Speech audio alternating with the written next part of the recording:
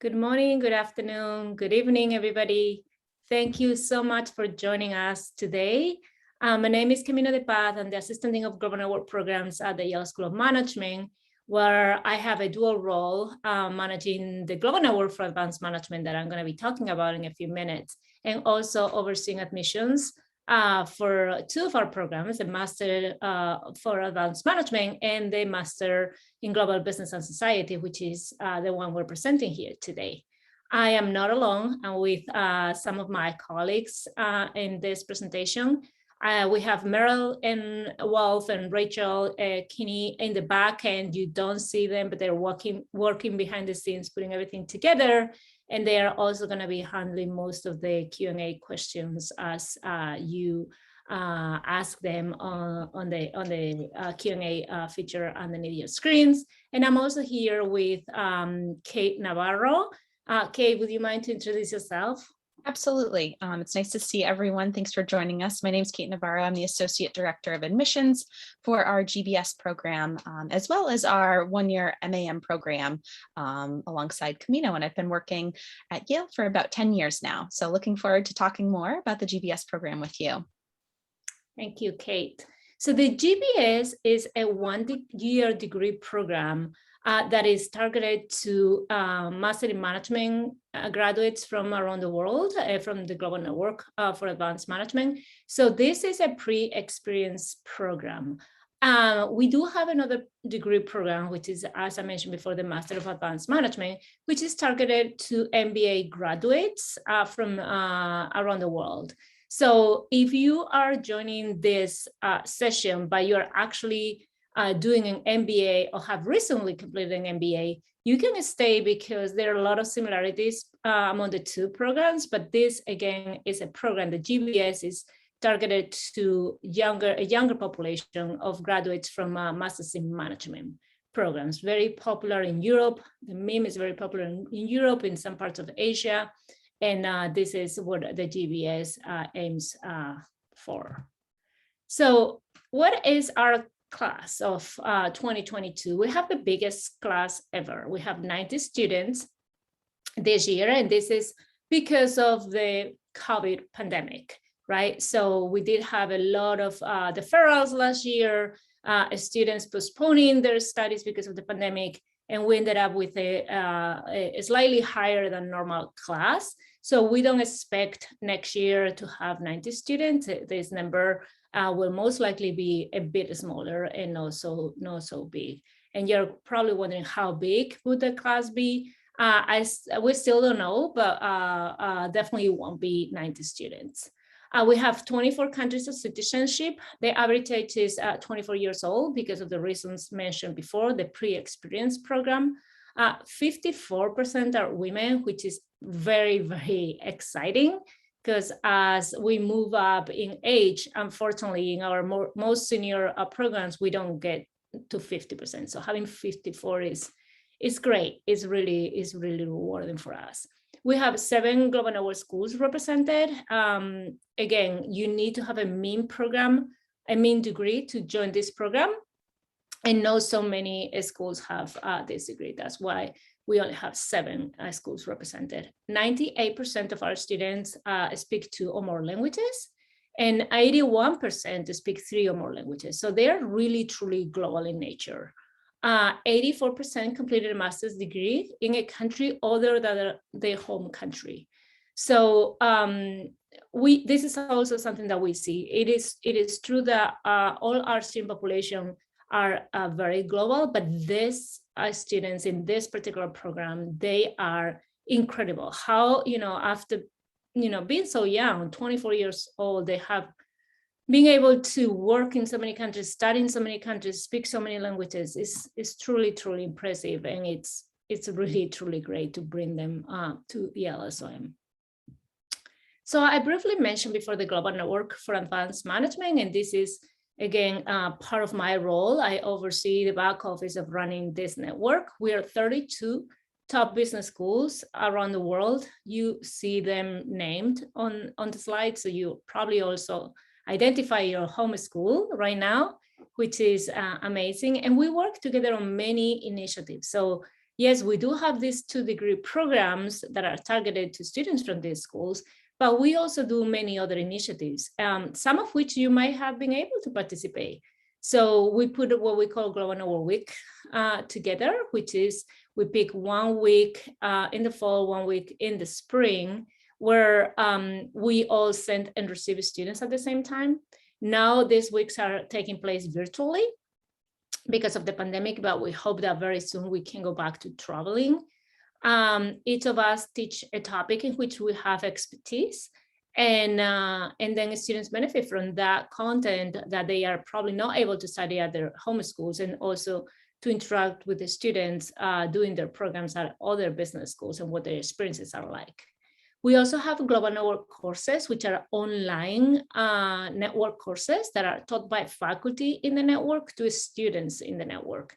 Again, you might have joined some of these courses or might have seen at your school that they are announced. In case you want to take them, I totally encourage you to do it. They are great, and they are either a full semester or half semester courses. If you don't know what I'm talking about, please go and ask your program manager at your home school, because they will definitely know what these courses are. We also run usually an annual survey that you might have completed last year or will complete this year. And we do many other initiatives also with faculty, with alumni, and other stakeholders around the network. So leaving the network and focusing on our school, Yale School of Management, what is the portfolio of programs that we have? So what are the other students that will be sharing campus with you and most likely classes with you? Well, first of all, we have the full-time MBA, which is clearly the biggest program that we have. It's a 2-year degree program. We have around 350 students per class, and they take the core in the first year and then the electives in the second year. You will be taking some classes with these full-time MBAs in their second year because you will be joining some electives with them. Part of this program is the Silver Scholars program, which are students that are very early on in their careers or right out of college, that they are brilliant, they are so smart, that they are able to join the full-time MBA right out of college. They do 1 year with us, then they go and work for 1 year, and then they come back and do the second year.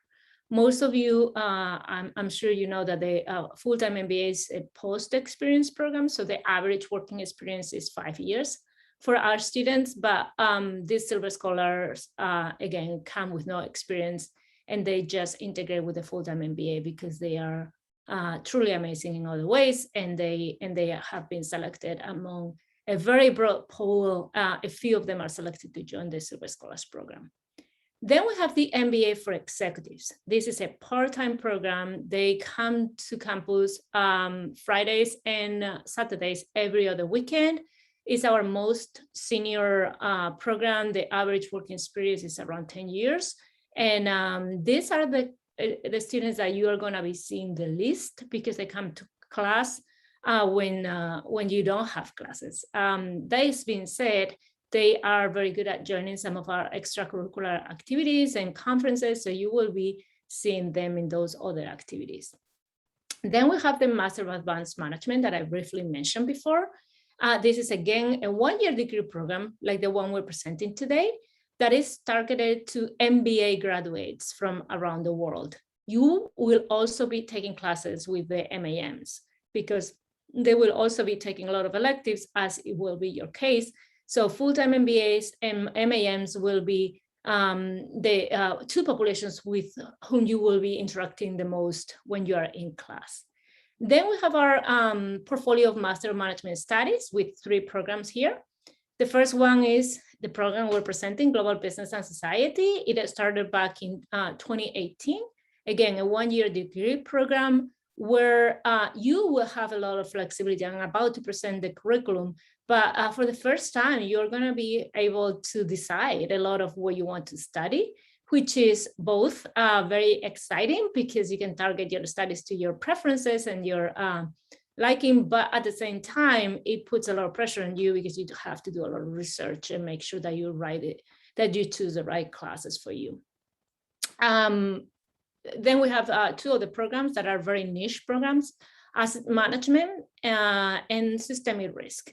So these two programs are targeted asset management also to pre-experienced students that have a very strong interest in asset management and working in the finance sector. And systemic risk is another niche program that is aimed to people that work for central banks, and the central banks basically sponsor the students for this program.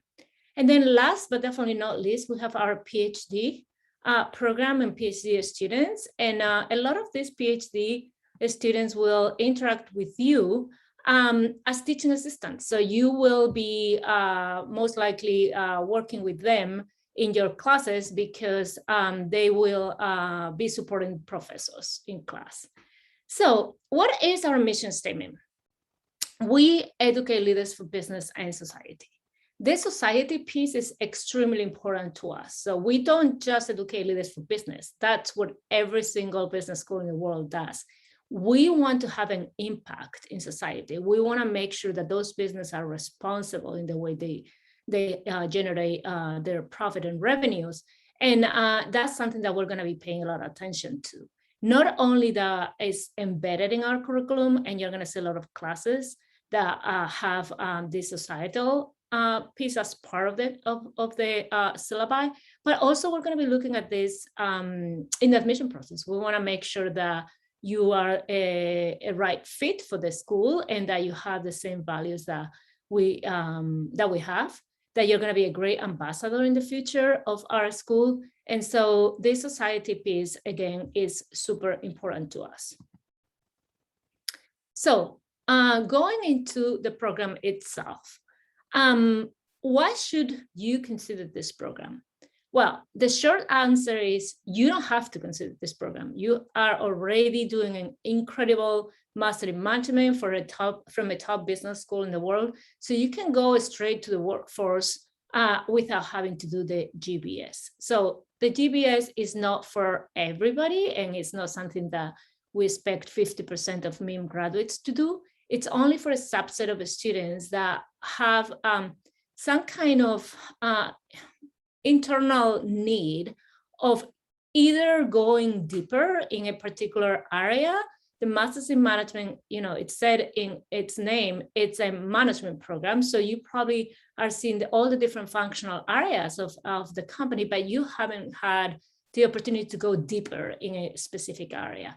For example, at SOM, we're experts in behavioral finance. So if that's something that you really would like to learn more, or even in the future work in that industry, that could be a motivation for you to join this program, go deeper in a specific area. Or if you want some breadth, if you want to go outside of your comfort zone, if you want to explore more this societal piece that I was talking about and get a little bit out of the business environment and take classes that would fulfill you personally, but also professionally. You can go and take classes at the School of Environment if that's something that you're interested in, or the School of Public Health if you're interested in that field. Or you can take a class at the law school, or even at the drama school if you want to be able to be a better communicator, a better performer when you make your pitch for your business ideas. So you can definitely go outside of SOM in our business courses and take classes in the whole university. So what would you get out of the program? Well, definitely 2 networks and 2 brands. And you know that your network is your net worth. So that is really important. You will be having connections at 2 different schools, 2 different countries, and then 2 brands in your curriculum. If you are interested in having a global career, which most likely in this program, the answer is yes, because you are already global when you arrive. So even more so when you leave, if you're ready to work anywhere in the world and have a truly global professional experience. And then a community of purpose. The Yale community is very tight. And please pay attention that I'm saying Yale and not just Yale SOM, because we have chapters, we have alumni everywhere in the world, and they are very connected, and they are very proud of being Yale alumni. That's because, again, we have such a strong mission statement that is embedded in all of us, that connects our community very, very tightly, and they share a lot of values and a lot of goals, and so you will then belong to this community of purpose. Wherever you end up in the world, there will be always some Yale alumni ready to support you and to kind of become your connections wherever you are. So moving on to the curriculum. So what is the curriculum like? You only have 2 required courses, and they are very much colloquium type. They are not, oh, sorry, I'm moving on too fast. They are not the typical class that you would take in a core in your regular MIM program. So related to business and government and after communism, again, you can totally see here the societal piece. Like, we want to see, okay, the business are not isolated, they don't work by themselves, they are influenced by the circumstances that are around them. And clearly, you know, the government and politics or any given country, it's extremely important.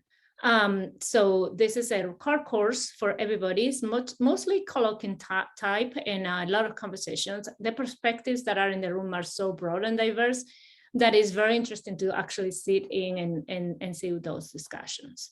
And then you have 14 units of advanced management courses. So we have pre-selected a set of electives that are very popular at SOM, and you have to choose at least 14 units from this list. Our courses are either 2 units of credit or 4 units of credit, so you can do the math on how many courses you will be able to take. The 2 units of credit are a half semester and 4 units of credit are a full semester.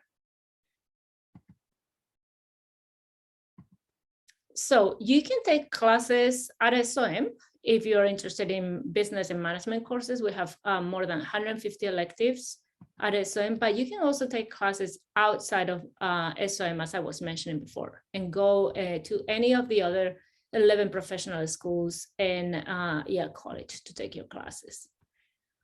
Here we have 2 different profiles to kind of show you the interests of our students and how you can craft your curriculum in different ways. So on the left-hand side, we have Caroline. She came to us from Switzerland, but she did her program at ESMT Berlin. And she took, as you can see, quite a few classes in management. Again, remember that some of these courses are pre-selected for you, so you do have to take some management classes. You cannot go and just take classes outside of management. And she clearly was interested in topics on communication and leadership, and then also consumer and marketing and innovation and all those fields. Then she went and took a course on entrepreneurship at the graduate school, and then clear interest in environmental studies, and took a bunch of courses at the School of Environment, which, by the way, is across the street from the School of Management. So it's very convenient in terms of distance, because it's pretty much next door. And then we have Mingyu on the right-hand side. This student is from China and came to us from HEC Paris, and took, again, a lot of courses on management from the required pool that we offer students. And then took a couple courses on East Asian studies. I'm sure that this was of interest, given the culture of the student. And then took a class in film and media studies, and then a class in public health. So while Caroline had very strong focus on entrepreneurship and sustainability, this other student went broader and explored more areas that were most likely of personal interest. So I also want to talk to you about something that is new for this program, which is the management size concentration. This was approved for the first time for the current class, the class that started in this year that will be graduating in 2022. And the concentration requires a minimum of 16 units of credit that are eligible courses related with science, technology, engineering, and mathematics. So we would definitely communicate to you which, those courses are. We have 26 elective options, and these are some of the most popular, the ones that you see on the screen. So I don't know if you're familiar, probably not unless you have studied in the US, but everybody that studies in the US, any degree program, is eligible for a 1 year of optional practical training. And what this means is that if you get a job offer, it's important that you do need a job offer. You can stay in the US and work for 1 year without having to go through the painful work visa process that some of us had to go through. So you don't have to worry about your H-1B or anything for at least 1 year. You need an offer though. If you follow the STEM concentration, you are eligible to stay for 2 additional years. So instead of 1 year, that would be 3 years that you are able to stay in the US if you have a company that offers you a job, and you don't have to be a sponsor for an H-1B visa. You can stay because you are technically, doing the practical training of your degree.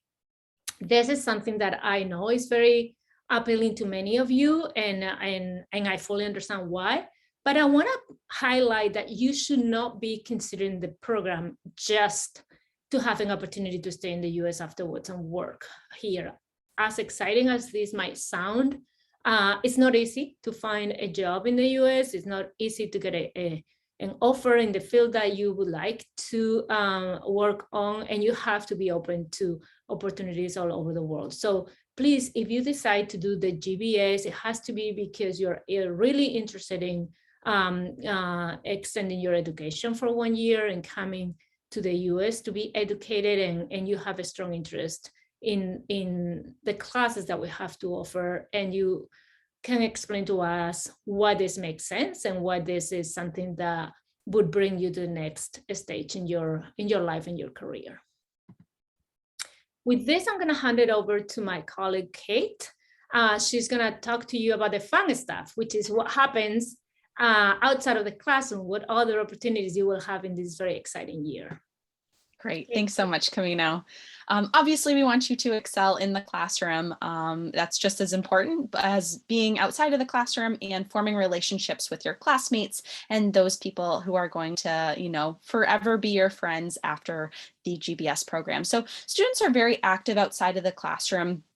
At Yale SOM, one of those ways of being active is joining some of our 50+ clubs and organizations. So we have different clubs, affinity clubs, such as Women in Business, or Women in Management, a Southeast Asia club. We also have social clubs that are fun, Food and Wine Club, which is really popular, as well as Ski and Snowboard Club. You can see our hockey club as well here in a photo. There are also different student life activities outside, such as opening and closing bells. We have voices, and then formal dance parties. So lots of food, fun, and just relaxation and networking with your fellow classmates. Other ways to get involved are through our conferences. Students have the option of helping plan, coordinate, and execute conferences. So you can really take a leadership role there, or you can just attend one of the conferences as well and gain some knowledge in maybe our Yale Healthcare Conference or our Education Leadership Conference. Those are just 2 examples of conferences we've had in the past. So pretty much to say there's no shortage of activities outside of the classroom. There's going to be plenty of ways for you to get to know your peers and have fun, as you can see through some of these photos here. So not only this, Yale SOM is also a place for different ideas, discussions, and we really want our classrooms and auditoriums to be places for those debates and conversations, not only with fellow students, but also faculty and speakers. And we're constantly bringing in those amazing speakers, many of them being alumni from Yale or SOM. So here are just 3 examples of some past speakers we've had. Here on the left, you'll see Jeanette Yellen, who was previously head of the US Federal Reserve System. She's sitting with Professor Andrew Metrick, who's an expert in systemic risk and is head of our systemic risk program that Camino mentioned earlier. Up in the right-hand corner, we have Laszlo Bach, who is a Yale MBA graduate of 99. He's the CEO and founder of Humo, but he's very well known for his past role as the VP of People Operations at Google. And he's pictured here with one of our top professors, Amy Rysnowski, who is an expert in managing people and managing of work. So she has some great articles that you can read on our website that she's written and contributed to. And then lastly, we have His Excellency, the President of Ghana. He's pictured here with one of our faculty members and one of our MAM students in our one-year program, who is honored to present him with a gift. So this was a really unique opportunity for Rahina, where she got to meet the president of her home country while she was studying at Yale. So something that she didn't think she'd have that opportunity to ever have, and it presented itself while she was at Yale SOM. And again, these are just 3 great examples of past speakers we've had, and we continue to bring to our auditorium as well as virtually. So lots of different options. So being a Yale SOM student not only means just that, but it means being a Yale University student as well, and being part of the Yale University community with all the privileges and opportunities that come with that. Here are just a few photos of our beautiful historic Yale University campus set in New Haven, Connecticut. And that is, very close, a train ride away to Boston, a train ride away to New York, a little bit longer train ride to DC, but we're in a great central location for you to explore the northeast corner and to get out and see some of our big cities as well. One of the things that our students tell us is their favorite part of being at Yale is really the Yale experience. And that ranges from taking classes outside of SOM, as Camino had mentioned, going to different sporting events, studying at some of our beautiful libraries, and really just exploring the historic campus. So those are just some fun ways to get involved outside of the classroom, things to do. But let's get down to some really important topics, which is where do our GBS students end up after graduation? These are just going to be a handful of statistics of our outcomes for our GBS students. This first one is showing an industry breakdown for our class of 2020. And this more or less mirrors the outcomes for our other degree programs. And I think what's pretty typical in business school, many of our students go into finance, consulting, technology. You'll see there's a couple other industries that our students go into as well. And as a GBS student, you'll have full access to our career development office, as well as a career coach to help you learn how to tell your story, to craft, what you're going to be saying to employers and to recruiters. You'll get to work with that career coach on finding a job for yourself after graduation and really connecting with some of the great employers we have on campus. Graduates also find themselves working across the globe after the GBS program. Here's a breakdown of geography of where our class of 2020 ended up right after graduation, so a year after. And you'll see it's pretty high percentage in the US. We also, have students who have gone back to Asia, gone to Europe, Canada, as well as South America. But that percentage in the US tends to be a little higher the year after graduation because students have taken part in OPT, which Camino had mentioned earlier, that optional practical training where they can extend their visa for one more year to work in the US as long as they have a job. So I imagine looking at this now with our STEM concentration, 3 years out, that number in the US may be a little bit higher because of that option to extend again from 1 year to then 3 years, potentially staying and working. And lastly, here are just a few companies that some of our GBS students have gone to work at after graduation. These global world-renowned companies have locations in cities all over the world. So not just the US or not just, one country, but all over, very global. And Yale SOM is really lucky to have relationships with these companies that go back years. So these recruiters want to continue to come to Yale SOM and seek talent from Yale year after year from our wonderful students. So these are just some examples of companies that our students have gone to, and there's a long list of other amazing global companies that our students have recruited with and gone to as well. So now that we've learned a little bit about, what it's like as a GBS student in the classroom, outside of the classroom, and after the program, I'd love to talk to you about applying to the GBS program this year and tell you more about what the application process looks like. So it's a pretty straightforward application. It's an online application that you'll fill out. We do have 3 very short essays that are about 200 to 300 words, so not too much, where you can talk more about yourself, tell us more about you and your story. And we're really looking forward to getting to know you a little bit more through those essays. We ask that you upload a resume or CV, 1 page, preferably. Within the application itself, we have a template that you are more than welcome to download and use for your resume, or you can just upload what you have, but there's a nice kind of template in case you would like to use that. We ask for transcripts from all of the degree granting institutions you've been to. So your undergraduate transcripts, as well as your MIM transcripts, your master's transcripts. If you're currently in your MIM when you're applying, we'll take whatever grades you have on your transcript. It doesn't need to be complete quite yet, as many of our students are still in their MIM while they're applying to the GBS program. These can just be copies of transcripts too. If you are admitted and enroll, we will ask for formal official transcripts at that time. Something new this year to our GBS program is we are requiring the Gmat or GRE test score. So that's new in that in the past we've accepted other test scores. However, this year you must have a Gmat or GRE test score. I would like to say there is no minimum to apply. We don't have an average test score to apply. So this is just one data point. I don't want to scare people away from, maybe taking the Gmat or GRE if you haven't yet. This is just another data point for us as we're evaluating your application among many other data points as well. We asked for 2 letters of recommendation as part of the application. One is from a professional source. So that might be a supervisor from a past internship or formal work experience, or maybe a supervisor in some sort of project you've had, but in a professional capacity where they can speak about you. And then secondly, a letter of support from your dean or director of your master's program. So many of our global network partners we've already worked with. We've worked with your MIM offices, so we know who these letters should be coming from. If you have any questions, go to your MIM program office to ask them where this letter of support should come from, whether it be your dean or director. And then lastly, part of the application are our video questions. You'll be prompted to complete these after you pay the $95 application fee. And they're pretty straightforward. They're 3 video questions. There's no need to be scared. One of our team members pops up on the screen, asks you a question. You have about a minute to think about it and then about a minute to respond. And these questions are really questions for us to get to know you and to see how you do kind of on the spot. They're not meant to scare you off, but more what might be asked in an interview from a recruiter, or something fun, again, getting to know you. And then lastly, we do offer interviews. These are by invitation only. They are conducted over Zoom, so there's no need to come to campus. We do everything online and try and make it easy for the candidates and also for different time zones as well.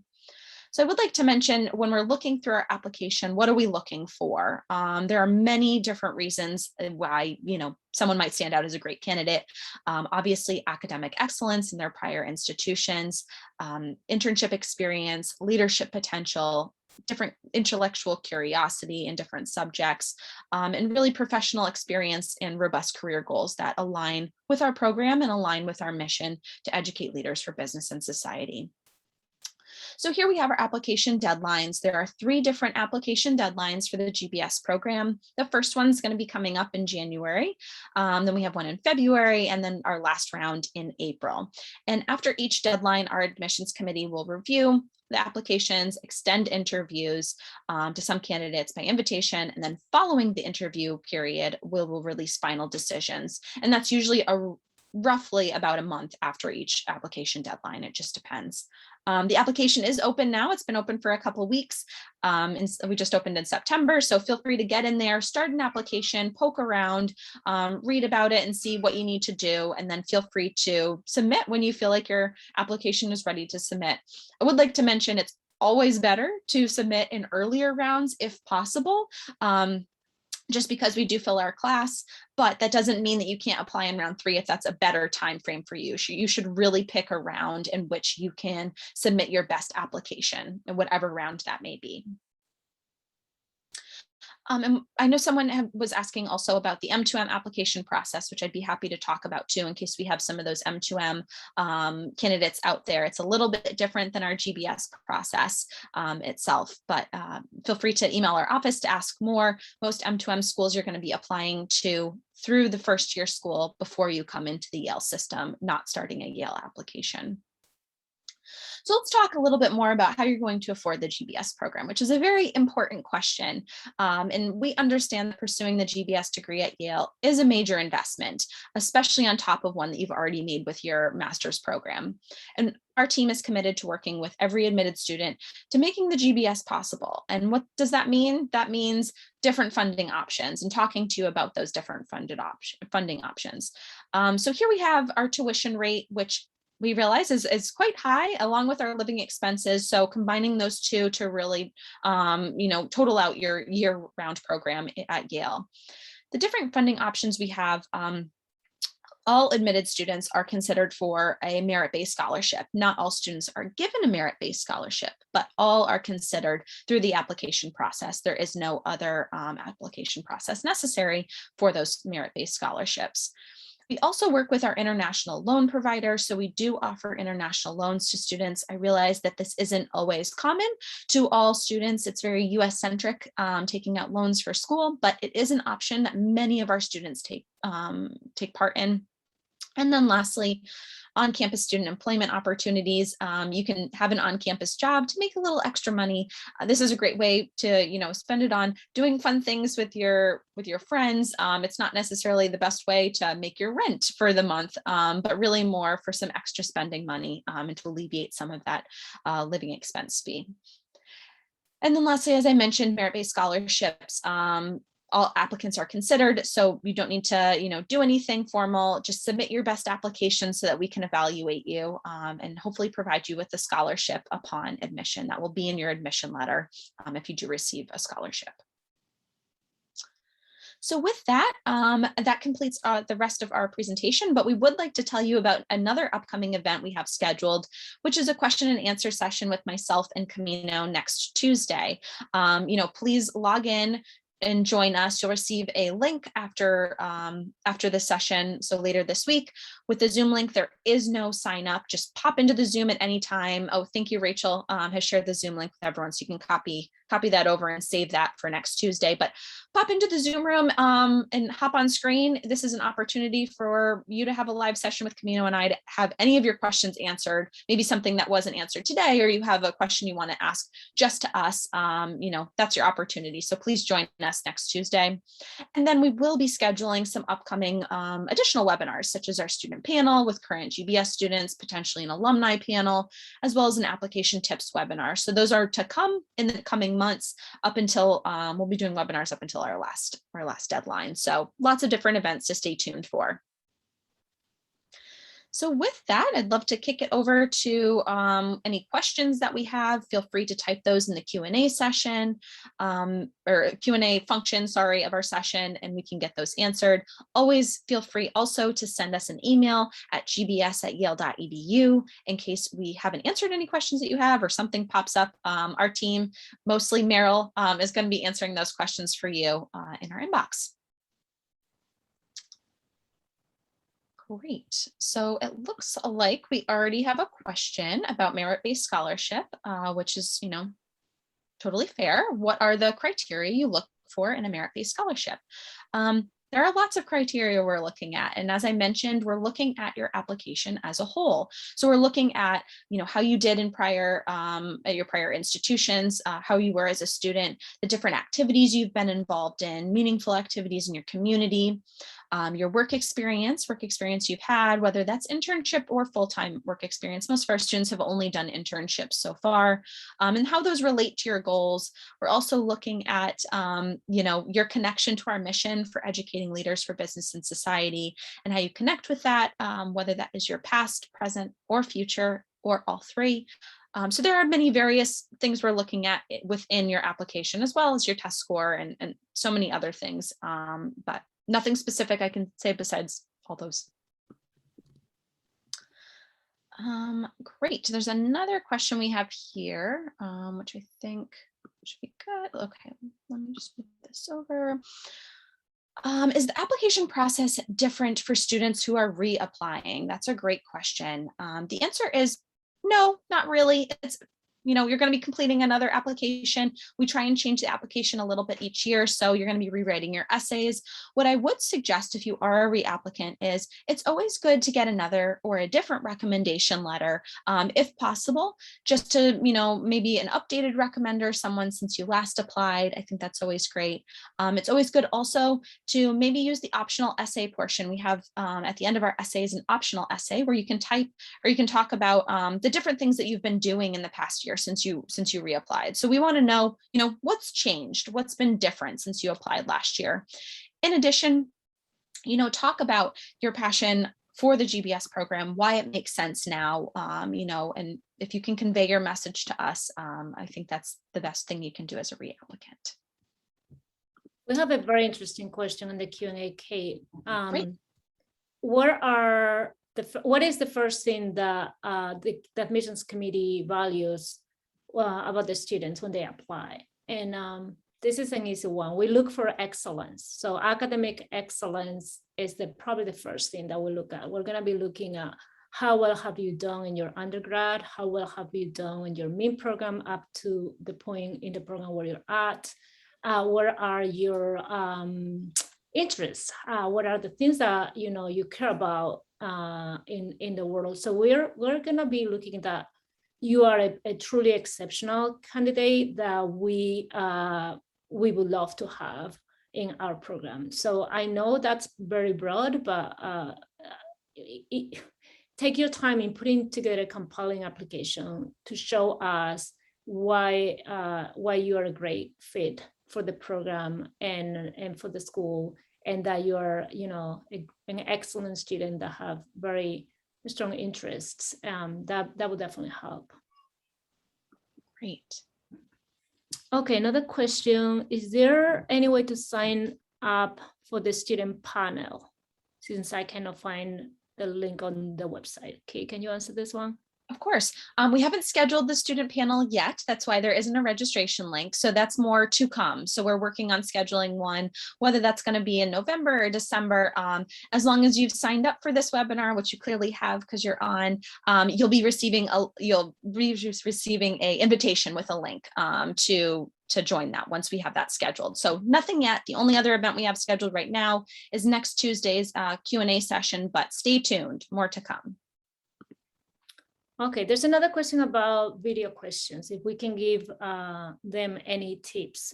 The tip that I would give you, and then Kay maybe wants to add something to this, is try to be relaxed. We're not going to be asking you any, very extreme difficult questions. And actually there's not a right or wrong answer to any of the questions. We just want to assess how articulate you are, how quick you are in, articulating an answer when you have very little time to prepare. We just want to see how you think, what are your reasoning like, and then also how's your level of English. So for most of the students, they come from a non-speaking English-speaking country, and we don't request the TOEFL or any other test, but we're going to assess your level of English also in the video question. So be calm. Again, no right or wrong answer, and try to, show your personality, show who you are and how you think. I think that's what we're looking for. Kate, I don't know if you would add anything. That's a great answer, Camino. My only other suggestion is if you get messed up, if you mess yourself up in your recording, it's okay. Take a breath and continue on. We're all human. We all make errors. So, the video questions is not meant to trick you or to confuse you or to, make you nervous. So if you get messed up, it's okay. Just continue on. We don't have an average percentage of a scholarship that students get. It really depends on each student. And the highest, have we ever got given a 100% scholarship before? Yes, we have, but I must confess that is very rare. You have to be truly exceptional. You have to stand out from the pool of candidates, and that's hard because our applicants are very strong. But yes, we have in the past, and the amounts vary from candidate to candidate. So I don't want to give an average because we truly don't have an average. And so, Kate, this one you can take. It's is there a quota for the HKUST M2m program? And maybe this gives you also the chance to explain a little bit more what the M2m program is, because maybe people on the webinar don't really know about this, only about the GBS, and it can be confusing. Yeah, absolutely. I'd be happy to talk more about M2m. So first, to answer this question specifically, no, there is no quota on how many students will accept from any global network school. So there's no quota that we have for M2m either. Now, what is M2m? M2m is just another pathway to the GBS program. So you still come and complete the GBS program, get the GBS degree, except you're almost planning a couple steps ahead, right? So with M2m, you're applying simultaneously to 2 schools, to Yale and to the year 1 school. So M2m partnerships are with 3 different schools: HKUST in Hong Kong, HEC Paris in France, and then UBC Sauder in Canada. So if you're looking to apply to M2m, you'd be applying to one of these 3 schools for year 1, and then your year 2 would be at Yale, completing the GBS program. So essentially you'd complete 2 degrees in 2 years. So it's kind of, again, planning ahead this M2m process. So applying to M2m is a little bit different than applying directly to the GBS program. If you're currently in your MIM, you're going to be applying directly to GBS. But if you're in your undergrad and thinking about a MIM and the GBS, that's where you would apply through M2m.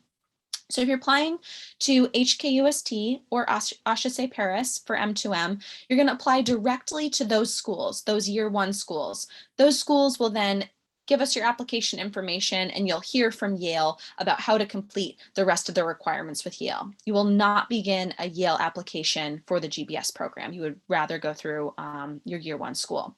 Now, that being said, for UBC Sauder applicants through M2m, it's a little bit different. You will apply to your year 1 school, so UBC.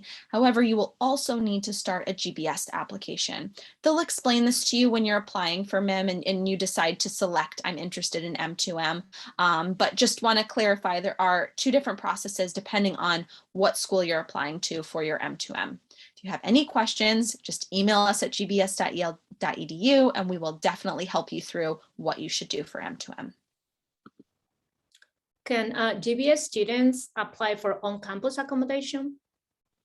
Yes, they absolutely can. So many of our students live on and off campus. We have on-campus options for housing, such as our graduate dorms. So if you would like to live in a dorm, it's a little bit cheaper option. And maybe you haven't had, a dorm experience, that's a great option.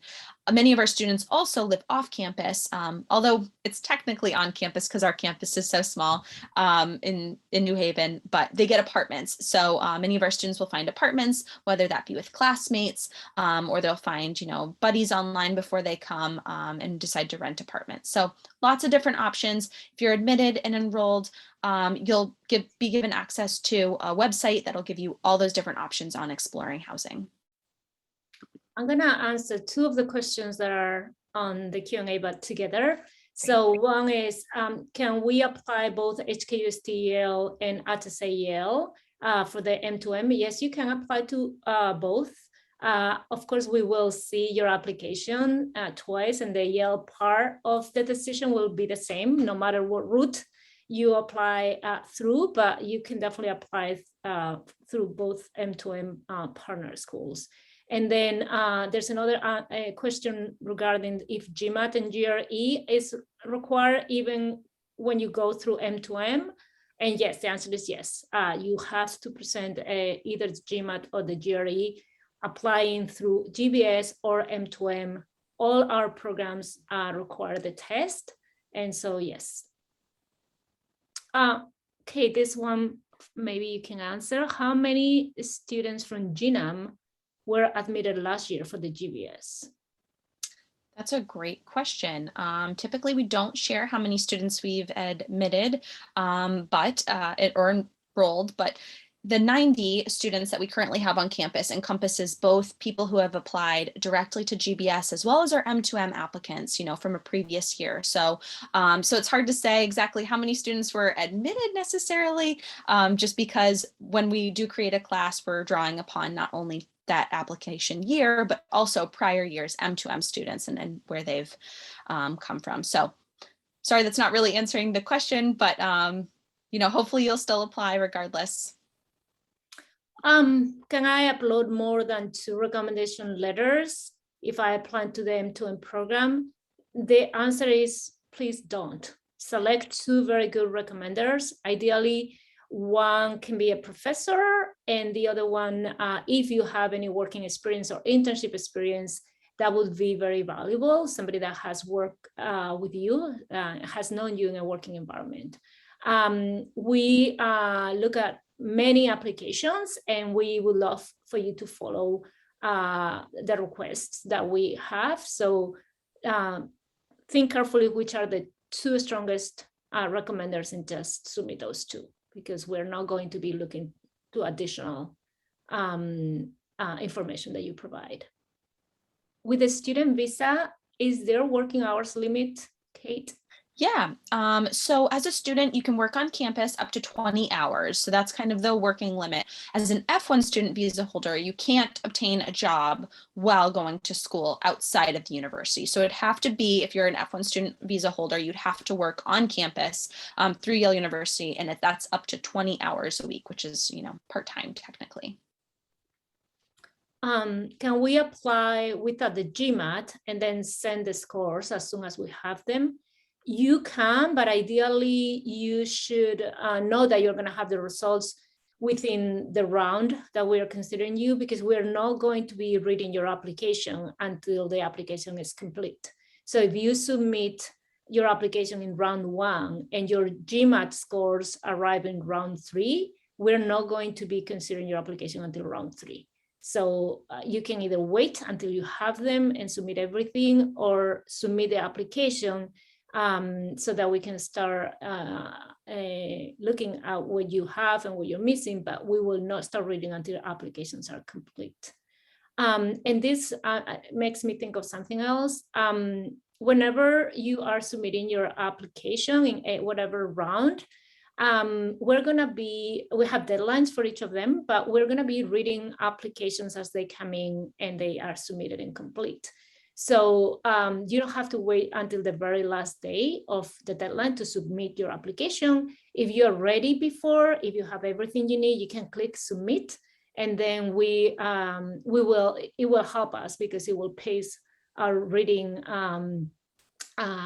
load. So you can submit whenever you're ready. You don't have to wait until the deadline, because we will start reading, even though we will not release decisions until our dates that they will be posted if they are not already on the website, but we will definitely start reading before the deadline if we have volume of applications to read.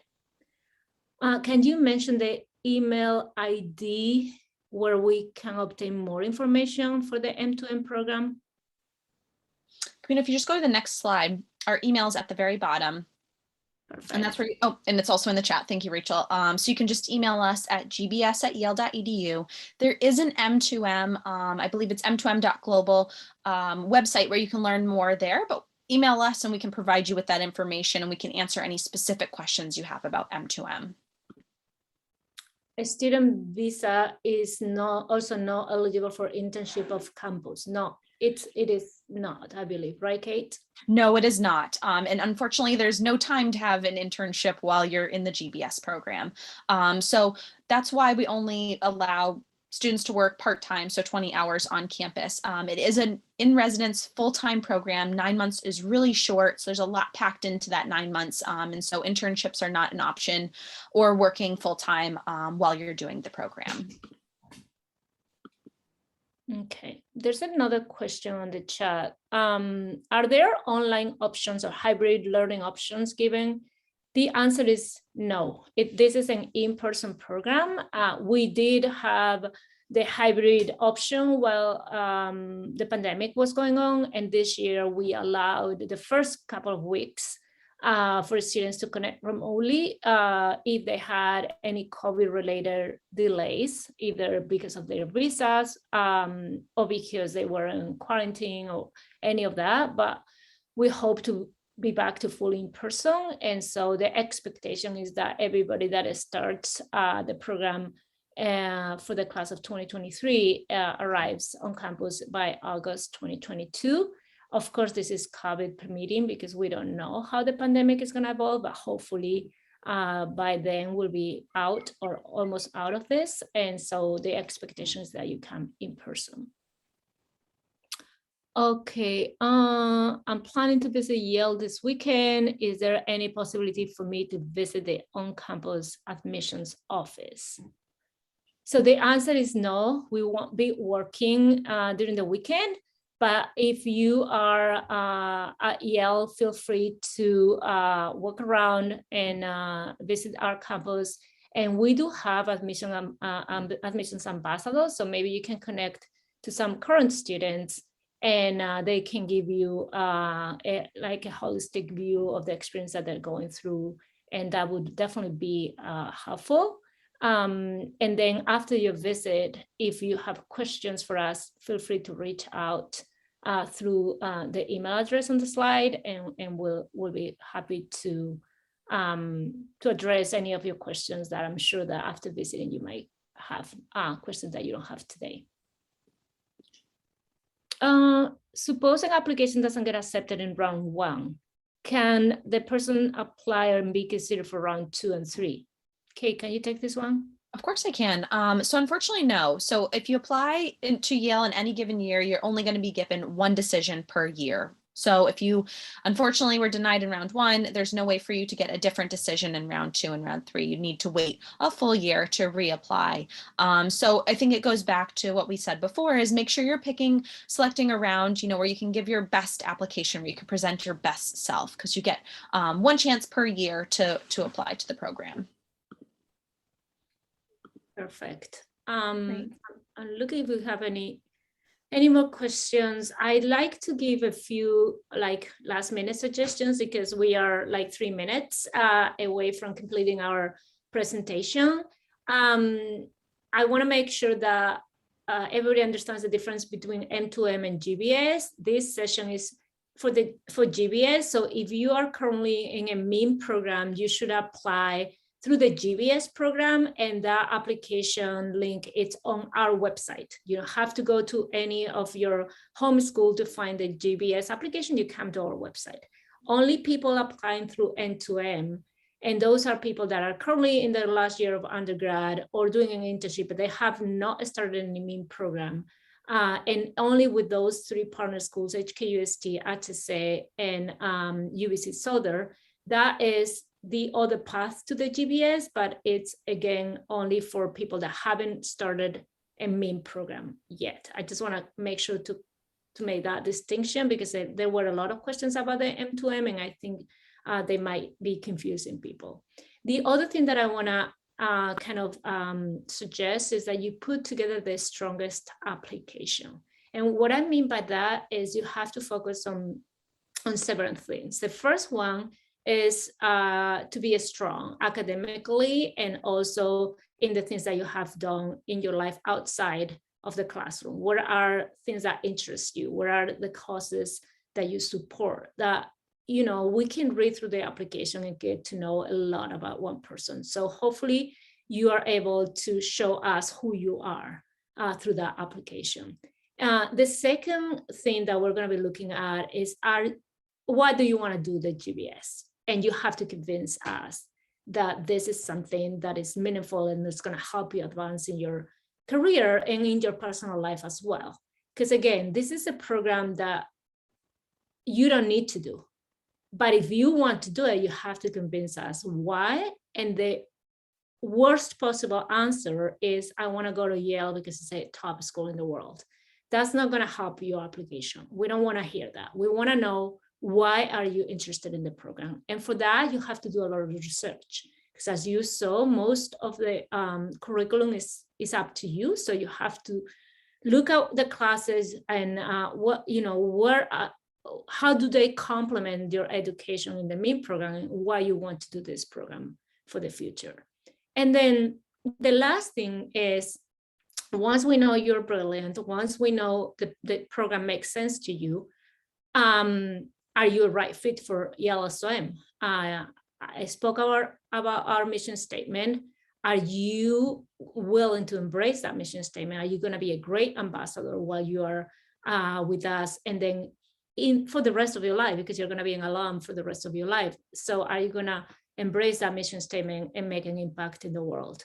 So that would be my suggestions to you while you work on your application. Take your time, and as Kate was saying, make sure that you submit your application when you are ready. The sooner the better, yet, but only if you're ready. If not, if your stronger application will come in round 3, then just wait until round 3.